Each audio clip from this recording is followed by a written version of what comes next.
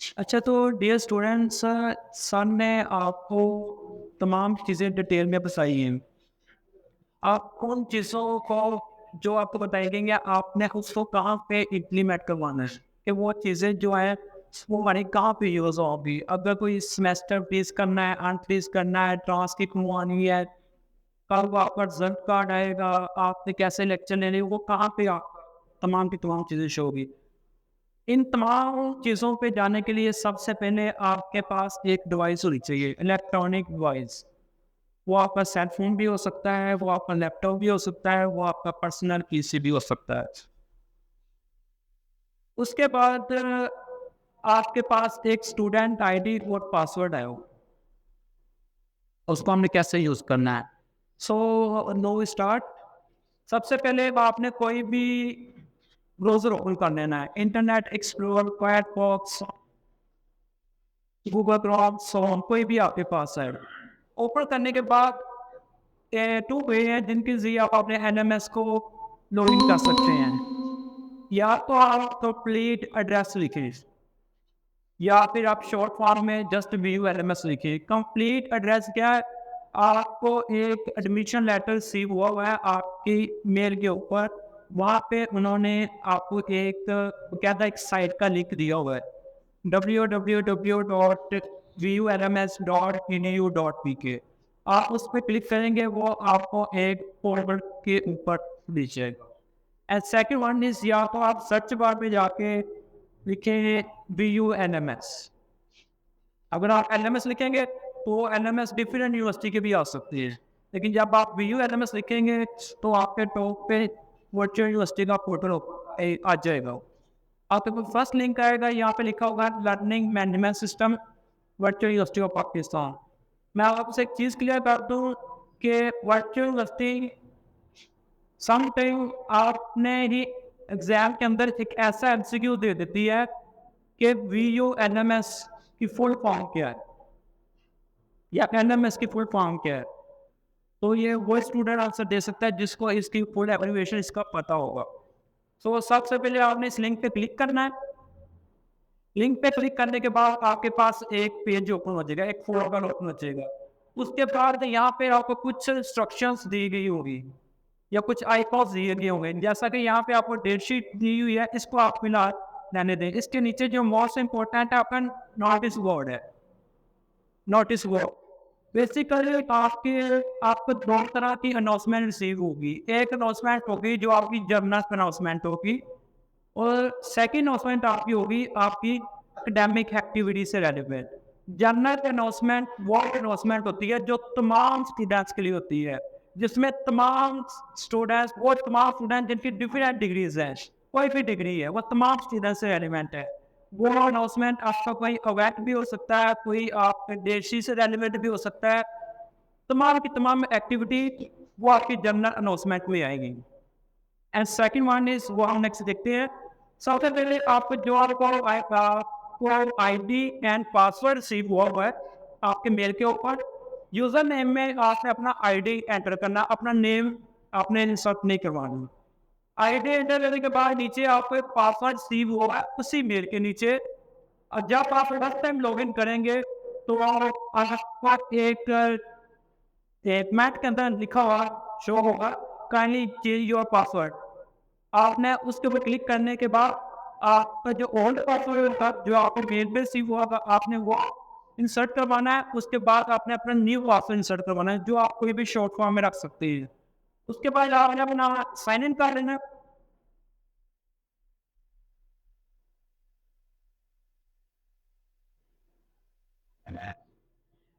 सुना, मैं आपसे एक चीज क्लियर करता हूँ कि आप एक डिवाइस के ऊपर एक टाइम पे एक एलएमएस ही ओपन कर सकते हैं। समटाइम्स आपस में फ्रेंड्स क्या करते हैं कि वो अपना आईडी और पासवर्ड किसी को शेयर कर देते हैं। वो कहते हैं कि मेरा अकाउंट ओपन कर दो, इधर से खुद भी ट्राई करने की ओपन करने की कोशिश करते हैं, तो ऐसे नहीं होगा। एट ए टाइम आप एक डिवाइस पे एक ही एलएमएस ओपन कर सकते हैं। लॉगिन करने के बाद आपके पास इस तरह से पेज जाएगा जहाँ पे आपके पास एक साइड बार होगा, एक बॉडी सेक्शन होगा और एक आपकी प्रोफाइल होगी। सबसे पहले आप प्रोफाइल देखेंगे, प्रोफाइल में आपकी सबसे पहले आपकी पिक्चर शो हो रही होगी। और आपने जिस प्रोग्राम में एडमिशन लिया हुआ है वो शो हो रहा होगा।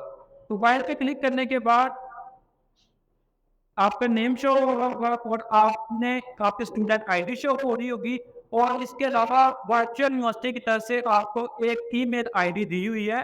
उसी एडमिशन लेटर के नीचे जब भी आपने कभी वर्चुअल यूनिवर्सिटी के साथ रब्ता करना हो, या तो आप व्यूज बॉस सिस्टम के जरिए करेंगे या फिर आप अपने वर्चुअल जो आईडी दिया हुआ है उसके जरिए कर सकते हैं, लेकिन ज़्यादातर आप जो हमारा व्यूज बॉस सिस्टम है उसके जरिए करेंगे।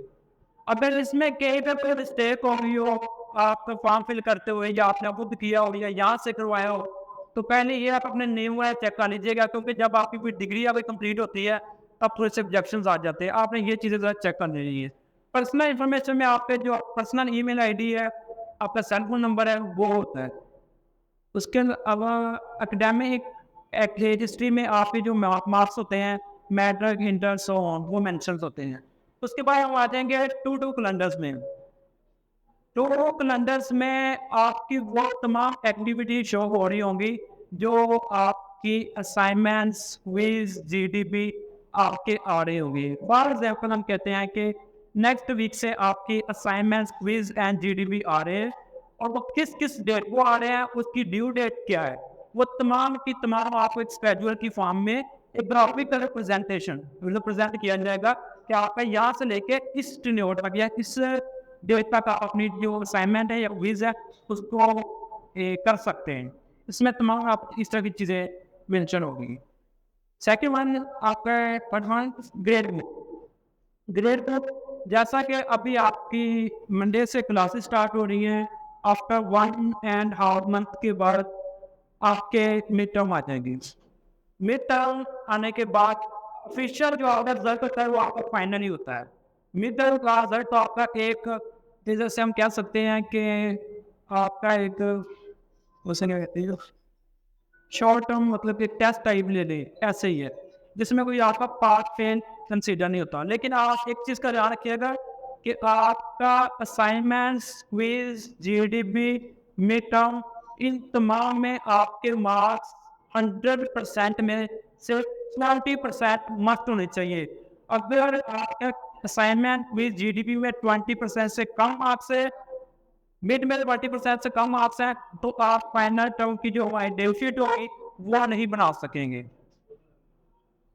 ग्रेड बुक में इस यहाँ पे कीजिए, ग्रेड बुक में देखें, यहाँ पे आपको टोटल क्रेडिट रिक्वायर्ड, ये स्टूडेंट है जिसकी डिग्री है B associative degree in mass comm, इसकी जो टोटल जो डिग्री कंप्लीट होगी वो 68 क्रेडिट आवर पे होगी।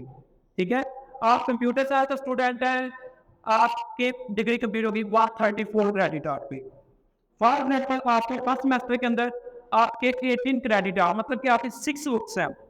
6 बुक के 6 को जब हम मल्टीप्लाई करेंगे 3 के साथ, वो 18 हो जाएगा। 18 बुक्स 18 क्रेडिट आवर में पास आउट कर रही है।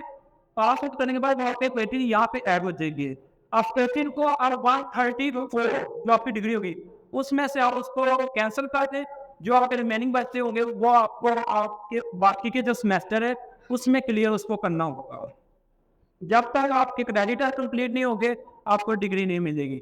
और जो सीजीपीए आपका आएगा, आपको ये सीजीपीए आपके पास आइकॉन दिया हुआ है, यहाँ पे आपका सीजीपीए शो हो जाएगा। और इसका ध्यान रखिएगा, फॉर एग्जाम्पल आपका फर्स्ट सेमेस्टर के अंदर सीजीपीए आ गया 3.90, जो तकरीबन कोई 97% इतना बनेगा। और सेकेंड सेमेस्टर में आपका सीजीपीए आ जाता है 3.40, वो 3.40 आ जाता है। अब आपको कैसे पता चलेगा सर मेरा तो फर्स्ट सेमेस्टर में 3.97 था, अब सेकंड में मेरा इतना। एक्चुअली जो आपका फर्स्ट सेमेस्टर का सीजीपीए होगा और आपके जो सेकंड सेमेस्टर की जो परफॉर्मेंस होगी वो उसमें ऐड होगी। ऐड होने के बाद जो आपका रिजल्ट बनेगा वो आपको शो होगा। इसलिए आपका सीजीपीए कम भी हो सकता है, ज्यादा भी हो सकता है। Next one, account book. जैसा कि स्टूडेंट्स आप देख सकते हैं यहाँ पे आपको पेड के ऑप्शन देखने को मिल रहे हैं। आप स्टूडेंट एक चीज का ध्यान रखना है कि आपकी फीस नेक्स्ट मंथ के फर्स्ट वीक में आ जाएगी। अभी आपने जो फीस जब सबमिट करवाई थी वो आपकी थी एडमिशन फीस। अब आपकी आगे जो फीस चलेंगी वो चलेंगी सेमेस्टर फीस। सेमेस्टर फीस में आपका थे ये कुछ ऐसे होगा कि आपकी कम से कम एस्टिमेटेड फीस वो 17,000 होगी, 17 से 20,000 के दरमियान होगी। आप चाहे तो उस फीस को इकट्ठे सबमिट करवा लेंगे। अगर आप उस फीस को इकट्ठे सबमिट नहीं करवा सकते हैं, आप उसको डिवाइड कर लें, उसकी इंस्टॉलमेंट कर लें, जो तकरीबन आपकी 5 to 6 इंस्टॉलमेंट बनेगी। अगर आप ड्यू डेट में अपनी फीस सबमिट करवाएंगे तो आपको कोई फीस चार्जेस एक्स्ट्रा नहीं पड़ेंगे, फाइन। अगर आप आफ्टर ड्यू डेट पर जाएंगे तो आपको तकरीबन 250 या 300 के अराउंड आपको फाइन पड़ेगा। तो कोशिश कीजिएगा आप अपनी जो फीस है उसको टाइमली पे करें। बहुत स्टूडेंट ऐसे होते हैं जब एग्जाम पास आ रहे होते हैं तो उन्होंने डेटशीट बनानी होती है और वो इस चीज़ को ईजी ले लेते हैं कि हमारा अकाउंट अभी ओपन है, हम बाद में देख लेंगे। जब एग्जाम पास आ जाती है, डेटशीट आनी होती है, उससे 1-2 दिन या 3 दिन पहले यूनिवर्सिटी आपके अकाउंट ब्लॉक कर देती है। तो फिर स्टूडेंट कैंपस आते हैं, सर मुझे वाउचर दे दे, मैंने फीस जमा करवानी है शॉर्ट टाइम में, तो वो बाइक करके किसी शॉप से या नादरा से या SBL से पे कर लेते हैं। लेकिन वो पे करवाते हैं लेकिन उनका स्टेटस अपडेट नहीं हुआ था, जिसकी वजह से उनका अकाउंट जो होता है वो ब्लॉक होता है। तो आपने कोशिश करनी है कि आप तमाम स्टूडेंट ने अपने सेल फोन में एक एप्लीकेशन इंस्टॉल कर ली, इजी पैसा के नाम से। इजी पैसा के नाम से एप्लीकेशन इंस्टॉल करने के बाद आपके पास यहाँ पे आपके मल्टीपल प्रोसेस आ रहे होंगे आफ्टर इंस्टॉलमेंट के बाद, जब आप इसको कन्वर्ट कर लेंगे फीस को। उस वाउचर पे आप क्लिक करें, क्लिक नहीं भी करना है तो आपको यहाँ पे चलान आईडी या चलान नंबर लिखे हुए आ रहे होंगे। यहाँ से आप अपने चलान नंबर को पिक करें, कॉपी करें, वाउचर जो इजी पैसा की एप्लीकेशन पे जाए, वहाँ पे सर्च बार में लिखें वर्चुअल यूनिवर्सिटी जस्ट लिखेंगे, आपको वहाँ पे आईफोन के साथ वर्चुअल यूनिवर्सिटी का लोगो के साथ मिल जाएगा लिखा हुआ है। उस पर क्लिक करें और जो चलान नंबर जो आपने कॉपी किया था वहाँ पे जैसे उसको इंसर्ट करवाना है। इंसर्ट करवाने के बाद वो आगे आपको बता देगा कि ये आपका नेम है, इतनी आपकी फीस है और ये आपकी इस मंथ की फीस है। जैसे ही आप फीस पे करेंगे, आपने आके अपने LMS के ऊपर जस्ट पेज को एक दफ़ा रिफ्रेश करना है, आपका स्टेटस इस तरह से पेड हो जाएगा। लेकिन आपने अपनी कोशिश की फीस जो है वो टाइमली पे कीजिएगा और माइंड से आप बचिएगा। प्रोग्रेस में क्या है कि आपके फॉर एग्जाम्पल कोई क्विज है, 10 मार्क्स का क्विज है, उसमें से आपके 7 मार्क्स आ गए हैं और आपके एक सब्जेक्ट है CS101, उसमें आपके 3 क्विज आए हुए हैं, 3 क्विज में से आपके 7-8 ऐसे नंबर आ गए हैं। प्रोग्रेस के अंदर वो एक आपको ग्राफिकल रिप्रेजेंट दे देगा कि आपके जो आपके मार्क्स आए हुए हैं वो ग्राफिकल आपको इतना, मतलब जैसा कि हम मैच देखते हैं ना, मैच के दौरान कोई भी प्लेयर कोई आउट होता है तो वो एक ग्राफिक फॉर्म में शो में आ जाता है। ऐसे ही यहाँ पे आपको चीज़ें देखने को मिलेगी। लेक्चर शेड्यूल के बारे में सर ने आपको ऑलरेडी बताया हुआ है कि एक तो आपको अपने अभी फिजिकल एक्सेस दे दिए हुए हैं, ये आप आपके कैंपस में अटेंड करें। आप कोई ऐसे स्टूडेंट्स हैं जो भी बात से नहीं अटेंड कर पा रहा, वो जो हमारा जो पोर्टल है या फिर लेक्चर शेड्यूल अपडेट कर दिया जाएगा मंडे से, आप उसको फॉलो करें। लेकिन मैं आप स्टूडेंट से ये ज़रूर कहूँगा कि आप जो फिजिकल क्लासेस हैं वो ज़रूर अटेंड करें। उसके बाद माई स्टडी स्कीम में सबसे पहले जो आपको देखने को मिलेगा, आपको अपनी जो जिस प्रोग्राम में आपने एडमिशन लिया हो, कंप्यूटर साइंस, मास कॉम, सोशियोलॉजी, साइकोलॉजी, कोई भी, वो आपको देखने को मिलेगा। उसके बाद आपको एक नीचे डिफरेंट सब्जेक्ट देखने को मिलेंगे। ये वो सब्जेक्ट हैं जो आपको अपनी डिग्री में पढ़ने हैं। वो स्टूडेंट जिनका एडमिशन 5th सेमेस्टर में हुआ है, एग्जामिनेशन केस है, यहाँ पे उनको पेंडिंग की जगह पे कुछ सब्जेक्ट्स के आगे एग्जामिनेटेड का ऑप्शन ग्रीन फॉर्म में लिखा हुआ नजर आ रहा होगा। एग्जामिनेटेड मीन ये सब्जेक्ट वो स्टूडेंट अपनी डिग्री के दौरान नहीं पढ़े, बाकी के जो पेंडिंग सब्जेक्ट है वो आपको सिर्फ पढ़ने पड़ेंगे। जब तक ये पेंडिंग लाइन है जो आपको नजर आ रहे हैं, कॉलम नजर आ रहा है, जब तक आपका ये क्लियर नहीं होगा आपको डिग्री नहीं मिलेगी। और आपको कोशिश करनी है कम से कम अगर CB यहाँ पर तो रहे हैं, D पे ना है, क्योंकि D है F5 एक ही बात है। माई स्टडी कोर्स में आपको तमाम सब्जेक्ट देखने को मिलेंगे। जैसा कि होम पेज पे है, होम पेज पे आपको ये सब्जेक्ट नजर आ रहे हैं 1 2 3 4 5 6 7। इस तरह के तमाम आपके डिग्री के जितने सब्जेक्ट होंगे ना, 40 है 50 है जितने भी हैं, वो आपको इस तरह देखने को मिलेंगे। और यहाँ पे एक चीज़ देखिएगा कि जैसा कि आपके पास ये इस टाइम ये सब्जेक्ट शो हो रहे हैं, CS101 है, ये डिफरेंट शो हो रहे हैं। अब इसमें देखिएगा कि इस टाइम ये डिसेबल है। ये डिसेबल क्यों है, ये ब्लर है। बेसिकली आपकी जो क्लासेस है वो अभी आपकी स्टार्ट नहीं हुई, वो आपकी 14 अक्टूबर से स्टार्ट हो जाएंगी। जैसे 14 अक्टूबर से आपके पास यहाँ पे लेक्चर शेड्यूल के अंदर आपके लेक्चर अपडेट हो जाएगी, ये ऑटोमेटिकली इनेबल हो जाएगी। इनेबल हो जाएगी पर स्टूडेंट का ये क्वेश्चन होगा कि सर वो ठीक है, आप तो हमें ये तो बता रहे कि फिजिकल लेक्चर के लिए आप कैंपस आए, अगर ऑनलाइन लेक्चर लेना तो वो कैसे लेंगे? उसके लिए आपको यहाँ पे इस जगह पे एक आई कोर्स शो होगा, जहाँ पर 1 2 3 4 सो ऑन ऐसे कुछ लिखा होगा। जैसे जैसे लेक्चर्स अपडेट होते हैं होते जाएंगे, आपके यहाँ पे शो होता जाएगा। आप एक उसके बाद क्लिक करना है, वो आपको ऑटोमेटिकली एक वीडियो पे ले जाएगा। वहाँ पे जाके आपने अपने लेक्चर्स वगैरह लेने हैं। अब यहाँ पे आपको एक नेविगेशन बार शो हो रही है, जहाँ पे assignments, GDP, quiz, activity and announcement. अब अनाउंसमेंट के बारे में मैंने आपसे बताया था कि जनरल अनाउंसमेंट जो तमाम स्टूडेंट्स के लिए होती है, एंड सेकेंड अनाउंसमेंट वो अनाउंसमेंट जो सिर्फ उस सब्जेक्ट से रेलिवेंट होगी, उसका जनरल के साथ कोई लिंक नहीं होगा। अब इस अनाउंसमेंट में क्या होगा, इस अनाउंसमेंट में बताया जाएगा कि ये जो सब्जेक्ट है CS101 है, इसकी असाइनमेंट कब आ रही है, इसका जीडीपी कब आ रहा है, कितने लेक्चर में से आ रहा है, असाइनमेंट कितने लेक्चर में से आ रही है, क्विज कितने लेक्चर में से आ रहा है, इसका ये बताया जाएगा कि स्टडी मतलब उसका ड्यूरेशन बताया जाएगा कि आपने जो असाइनमेंट है वो इस डेट को ओपन होगी, इस डेट को क्लोज होगी। ये तमाम की तमाम चीज़ें आपको याद देखने को मिलेगी एक नोटिफिकेशन की बात में। जैसा कि अभी आप फेसबुक ओपन करते हैं तो आपको नोटिफिकेशन देखने को मिलते हैं 1 2 3 4 रेड फॉर्म में, ठीक है। ऐसे ही आपको यहाँ पे देखने को मिलेगी असाइनमेंट्स में। ये देखिए यहाँ पे आपको शो हो रहा है, ठीक है। अब असाइनमेंट्स में क्या है, आपकी सेमेस्टर में 2 से 3 असाइनमेंट आती है, ज़्यादातर 2 ही आती है। 2 असाइनमेंट्स आती है। असाइनमेंट के मार्क्स आप ये यूनिवर्सिटी पे डिपेंड करते हैं, वो एक असाइनमेंट के मार्क्स 10 रखती है या 20 रखती है, और उसकी वेटेज कितनी है। अगर एक असाइनमेंट आप पूरे सेमेस्टर में देती है तो उसके वेटेज कितनी होगी, यूनिवर्सिटी पे डिपेंड करता है। लेकिन ओवरऑल 5% होती है असाइनमेंट, 5% क्विज। सर ऐसे ही है, 5% असाइनमेंट होती है। यस, हाँ जी। आफ्टर 60% आपका फाइनल होगा, 20% आपका मिड होगा एंड 20% आपका असाइनमेंट, क्विज एंड जीडीपी होंगे।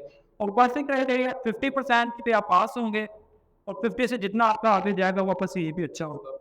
असाइनमेंट आपने बनानी हो आप वर्ड यूज़ कर सकते हैं।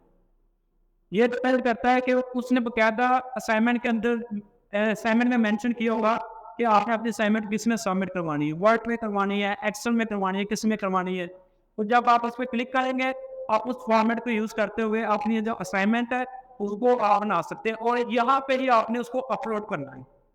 जैसे हम व्हाट्सएप पे किसी पर कोई भी डॉक्यूमेंट शेयर करते हैं, फाइल सिलेक्ट करने के बाद उसको अपलोड कर देते हैं, ऐसे ही आपको यहाँ पे अपनी असाइनमेंट अपने सिस्टम में बना के आपकी जो लोकल ड्राइव होगी वहाँ से उसको पिक करके यहाँ पे अपलोड कर देना है।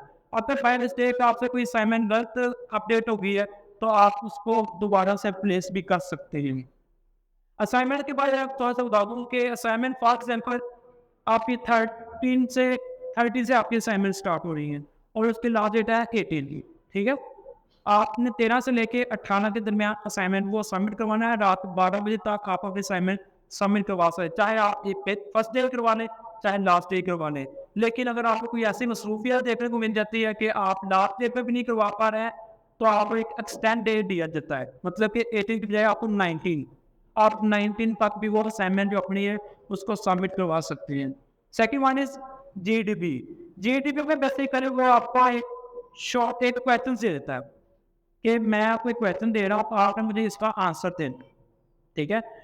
हम क्या देते हैं, कंप्यूटर का क्वेश्चन आ गया, difference between parts of CPU, write the name of parts of CPU and parts of computer.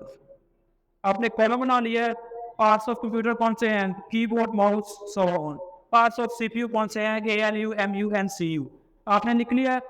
वो आप चाहे अब फिर हमने कोई सी रिस्ट्रिक्शन लगा दी हुई है कि आपको उसके ऊपर ही लिखना पड़ता है।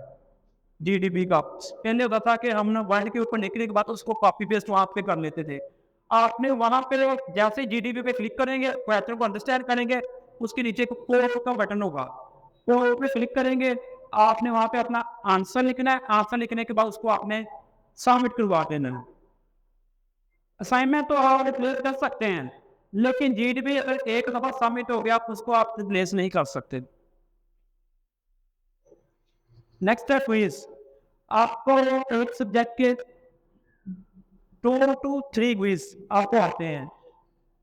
एक क्विज है उसके मार्क्स हैं 10। एक MCQs है, उसका जो टाइम पीरियड है वो है 90 सेकेंड। 90 सेकेंड में आपने MCQs का आंसर देना है। आप उसका करेक्ट दे, रॉन्ग दे, वो आप पे है। लेकिन अगर आप मतलब कि उनमें से कोई भी नहीं लगाते तो वो ऑटोमेटिकली टाइम पीरियड जो होगा 90 सेकंड वो कंप्लीट हो जाएगा, वो ऑटोमेटिकली आपका नेक्स्ट MCQs पे चला जाएगा, क्योंकि आपने उसका आंसर नहीं लगाया होगा, उसका आपको मार्क्स 0 मिलेगा। और अगर बाय मिस्टेक आपका कोई नेट का इशू आ जाता है और आप क्विज चल रहे हो, जो क्विज आपका चल रहा होगा वो आपको उस क्विज का, उस MCQs का आपको 0 मार्क्स मिलेगा, लेकिन जो नेक्स्ट आपका MCQs होगा वो आपका वहां से स्टार्ट हो जाएगा जब आपका नेट वगैरह ठीक होगा। तो ये बस। अच्छा, उसके बाद स्टूडेंट सर्विस वगैरह में ये चीज़ें आप बाद में देख लीजिए। बाय द वे अभी हम क्वेश्चन आंसर सेशन शुरू करने जा रहे हैं। अगर आप स्टूडेंट के माइंड में कोई भी क्वेश्चन है तो काइंडली आप वो ज़रूर पूछिएगा। किसी भी तरह का स्टडी से रेलिवेंट क्वेश्चन है वो ज़रूर आपने पूछना है। ये नहीं देखना कि साथ वाला क्या कहेगा, ये छोड़ दें। हो सकता है आपका पूछा हुआ क्वेश्चन किसी और के लिए फ़ायदेमंद हो, तो इसलिए आपने क्वेश्चन ज़रूर पूछना है। Thank you so much.